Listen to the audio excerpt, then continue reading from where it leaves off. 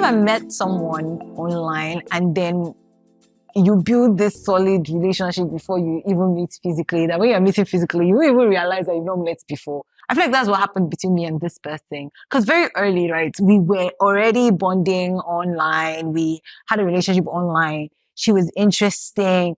There were so many ideals that we shared. We showed up for each other in virtual ways. It was just such an interesting dynamic, right? And then fast forward to where we met, it didn't feel like we had never met before. It was natural. It just flowed. And I think that's what I really like about her.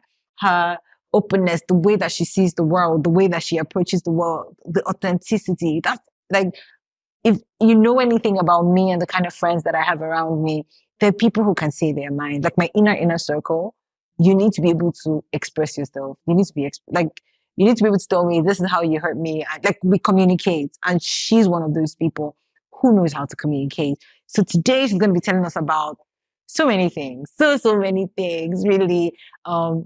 Her life, her journey, her convictions, and I really hope that, it can act as a light in some way, to illuminate your own journey. I feel like I'm giving it all away with all those light references I've done. Her name is Lumina. Actually, no, her name is Adaora, but you can call her Lumina. Have fun listening to this. She has this knack for dropping deep things. So if you find a deep thing, feel free to share. If not, if you find questions, feel free to ask. If you feel the urgent need to have a conversation, feel free to start one. Welcome! Hi. You look nice. Thank you. Wow. I can't believe you're actually here. Yeah. Yeah, because I mean, no. Thank you so much. You invited me, so I'll be here, of course. I did, but I know you're going through, like, you're in a season in your life right now, and you're really heavily building. And the way that you build with intensity is interesting. I think I want to hear about that. Why? Intensity is like relative, right? No, Someone else's intensity is different from mine. But don't you think this is like an intense? It is intense, absolutely. But I feel like my whole life, so much grit. Why? What are you working towards? I feel like my whole life has been intense, though. I know I'm laughing, but let's break that down. What does that mean? I think for me, it just really comes from that place of like understanding that, my mission in life, a lot of my purpose is built around people and service. And for a lot of the things that I want to do, right, they require a different version of me in every season. So I have had seasons where like I'm, low energy, zen, relaxing, not doing too much. And I've had seasons where I kind of sprint because I think I'm sort of like in tune with understanding where I am in that moment where I need to be. And so in the seasons where I feel like I need to sprint, I just kind of remind myself that even though I'm sprinting, it's a marathon still, right? So yeah, like I'm going, but I'm not going to finish up in like 2-3 months. Like it's a long game, right? Interesting way to think about it. But at what point did you realize like your purpose was focused on like people? What happened? I feel like I'm one of those people who discovered my purpose like really early, right? Because when I was a kid, really early, like I would say like by the time I was like 7, 8. For real? Yeah, for real. Like for real. Like nothing has really changed about who it is that I knew that I was, So when I was a kid, right? So I was that kid who used to sort of bring other kids together to create stuff, right? So like so I grew up in an estate and in our estate, most of our parents worked in the same company, right? So it was one of those company estates. And our parents would go to work, and we'd see our parents like, go in early in the morning, 6 a.m. type thing, or 5 a.m. for some of us, and come back late in the evening, right? So the kids, would go to school, you come back, and you just kind of play outside, right? So it was like meet up outside on the field, play till when you see your father and mother's car. Very similar to my And then when the car is coming, run. Unlock the gate. Yeah, unlock the gate kind of thing. We didn't even have a gate because like all the houses were within the compound, right? The estate. But you just dive through like whatever plant is there and run so they don't see you. So I feel like so us kids sort of needed to find ways to entertain ourselves. We also sort of build community because, you see people being bullied, you have to step in. So I was that kid who just was a little bit more, I felt like I was really intentional. Like I could sense people's emotions. I could see when someone was being bullied. I could step in that moment. I would step in and be Why like, they used to punish you? Because they said that your Instagram post where you said that a lot of your studios, but yeah, like I was, like I think I was definitely very empathetic, and one of the things that really struck me was I used to be really passionate about people who had talent, so I would be like, oh, this person is good with cultural dance, that person is good with speaking or whatever, and then so I used to organize all the kids in the neighborhood, and like I would organize events. No kidding, like which is the true what you I'm do. telling you. So I would tell people, go and bring biscuits from your house, go and bring Ribena from your house, that kind of thing. Okay, maybe we shouldn't mention the brands. But go and bring stuff from your house, and like they would come and I would organize stuff. So I would organize maybe, for example, a carol, a Christmas carol, or like, let's go sing for our parents. I would go around the houses and they'll give us money. Like we would literally go house to house doing different Oh my things, God. activities, and the parents would give us money. So like I realized, you know what, I'm someone who is able to bring people together for whatever cause. It was like it was a core strength that I had, like just identifying people's strengths, seeing them, and then figuring out, how to help them sort of harness that untapped potential, and just do stuff. And you were aware of it, like you always just knew that when I grow up, this is what I want to do. I mean, so not necessarily. Like I would say, like I sort of now thought about, okay, what can I channel that into? You know how you're like, okay, at that age you're like doctor, lawyer. What was your That's what we knew, right? Lawyer. For real? Yeah, like well, that's what everyone said I was going to become. Everyone said I was going Just to because you become used a to lawyer. talk like you were Yeah, articulate I was and all of articulate. that. Yeah, and I think also I used to argue, Sha. I used to argue too. Oh my God. I No, I used to definitely argue. used to argue. So yeah, it was lawyer, but I personally always said I was going to be the United Nations Secretary General. Like, Are we still on that? no, because I currently am the United Nations Secretary General. Hey, I'm just not in the organization. It's now wow, Nation wow, of Bright wow, wow, Lights. wow, wow, wow, wow, wow. Energy, Yeah, I guys. learned that. But that thing gives you clarity, peace when you already know what your lane is. You're not trying to be in someone else's lane. You're not jealous. It's easy for you to be Yeah, happy for other people, yeah, for embrace sure. them. It's an amazing feeling. For sure, it's so important. How about you? What did you want to be? I know you're the I'm a interviewer, but doctor. No, you can ask me questions. You're allowed. It's supposed to be a conversation. That's how great. it happens. I love it. I wanted to be a doctor, which is interesting because it used to cause family problems between my extended family and my nuclear family. My nuclear family, they were very clear on the doctor part. My extended family wanted me to be a lawyer because I used to argue and I took a lot. But I think while I was in school, I did both science and arts courses because of literally what Right. you said. I would dance, I would Yeah. act dramas. I think I was in The Gods Are Not to Blame. Yeah, Like yeah. it's just very Oh, that's interesting. And cool. I wanted to be a doctor. I would go around the neighborhood telling people to call me Dr. Blessing. It was a lot. So did you see like how many years it would take you and then you ran away? Well, there were many layers. So first, I didn't want to be just a doctor. I wanted to be a neurosurgeon.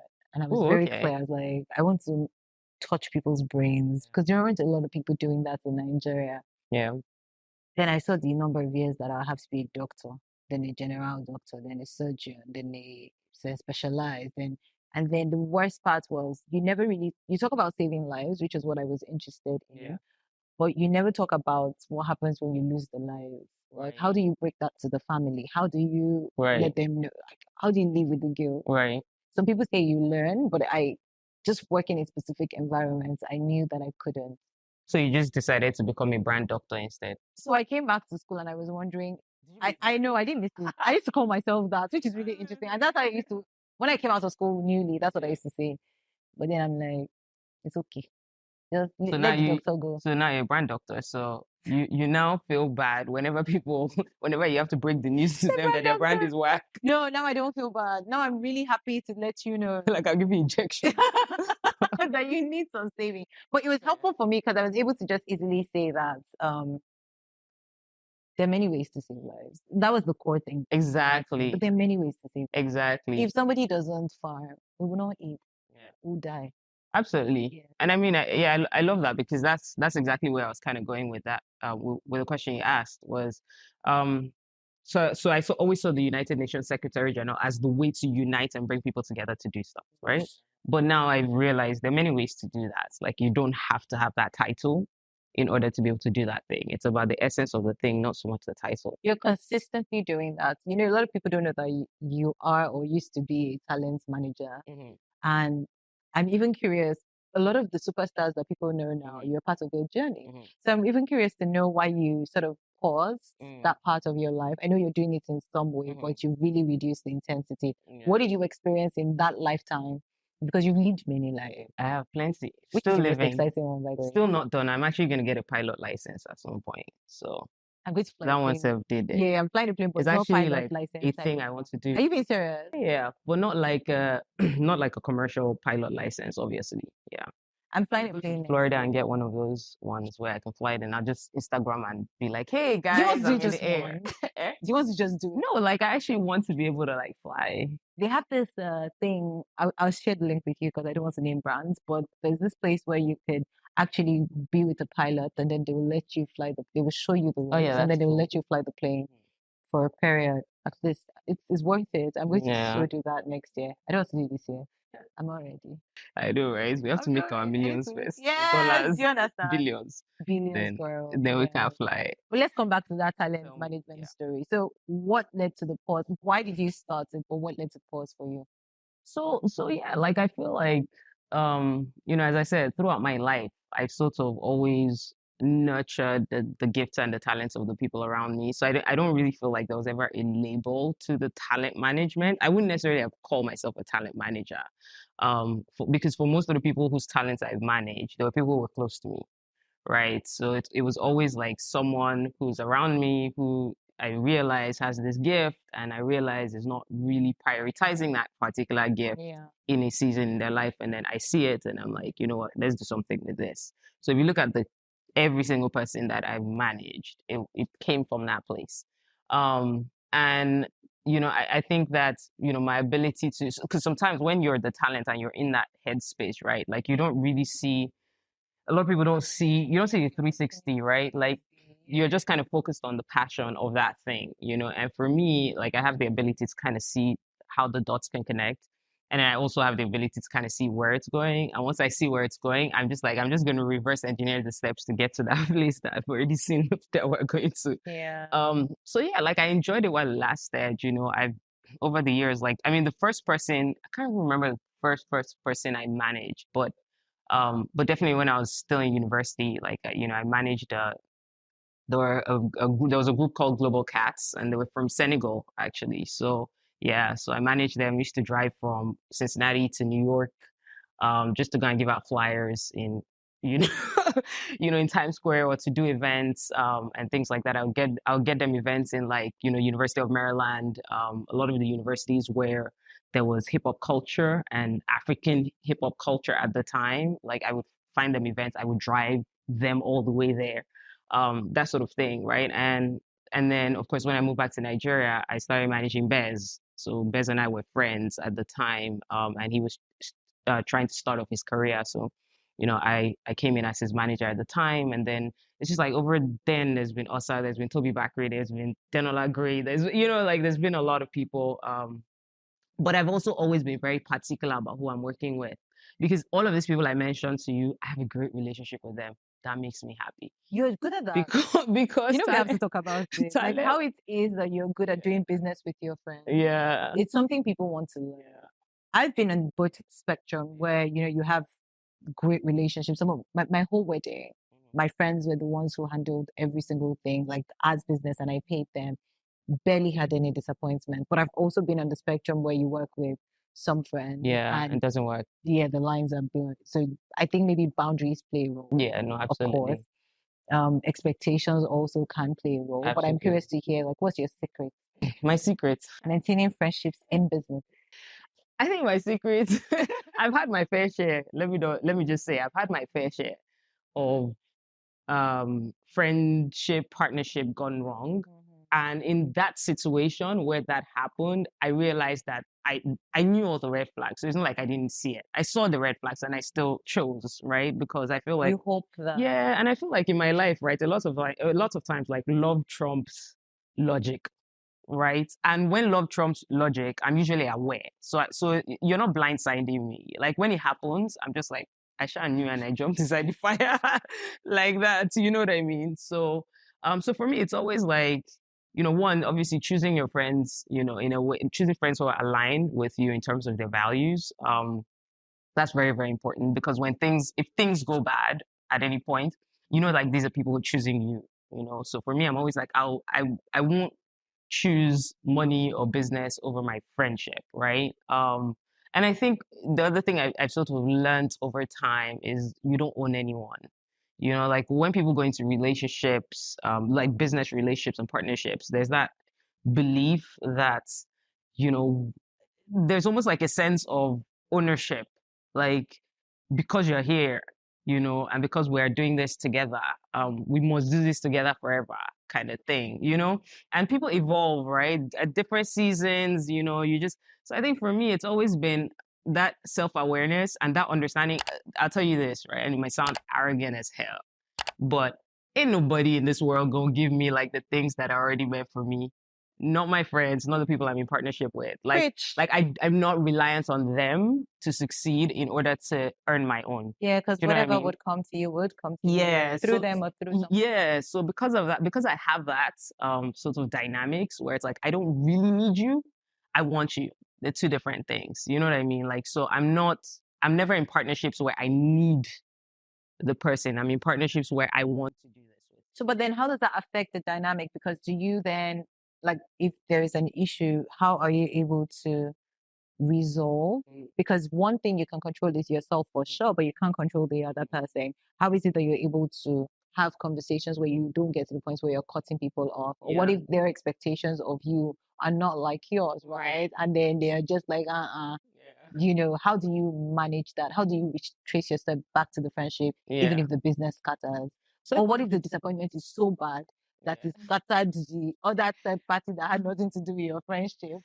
All those kind of But scenarios. I've had those kind of So situations how do you manage before. it? I mean, so again, it kind of comes down to what I say. Like for me, the basis is detachment.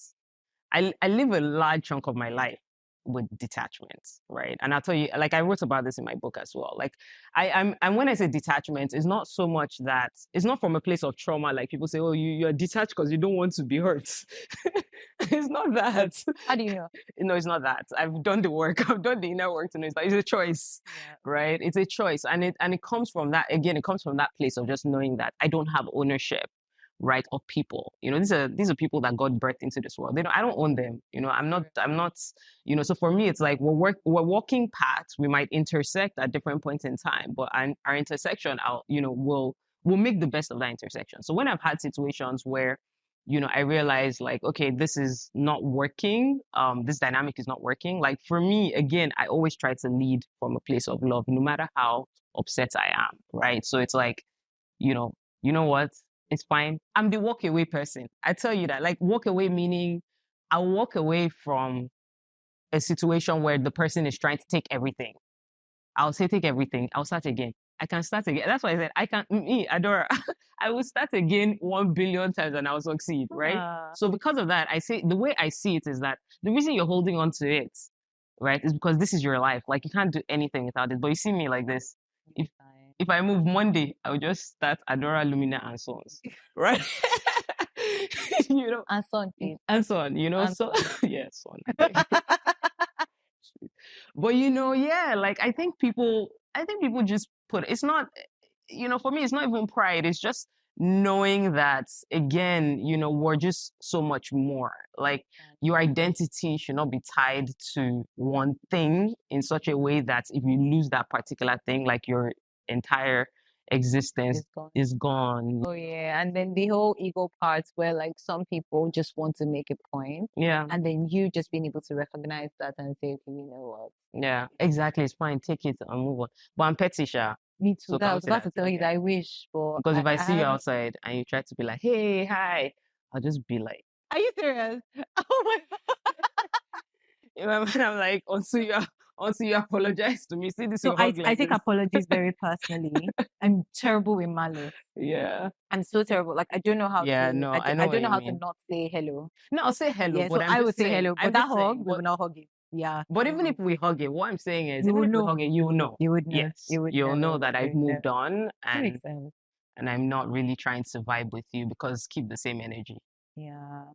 Okay, so I think what I'm learning from this is that sometimes you don't need to be the person to teach the person a lesson.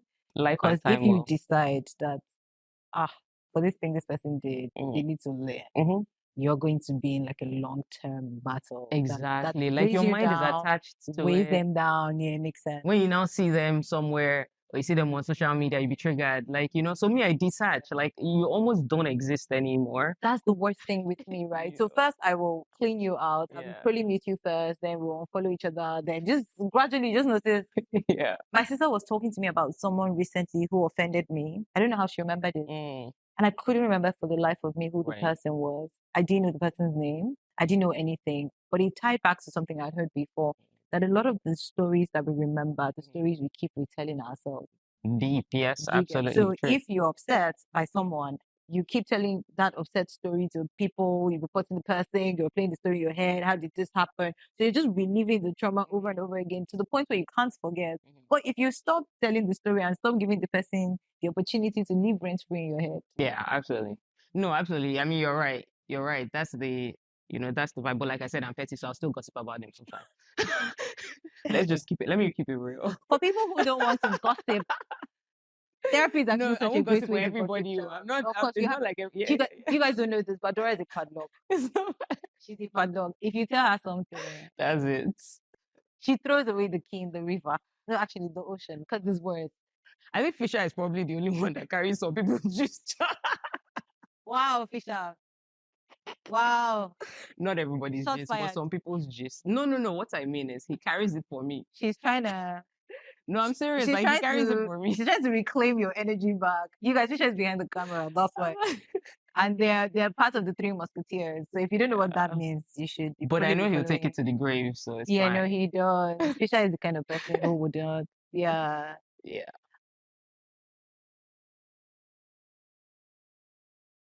Because I feel like my son came as a test.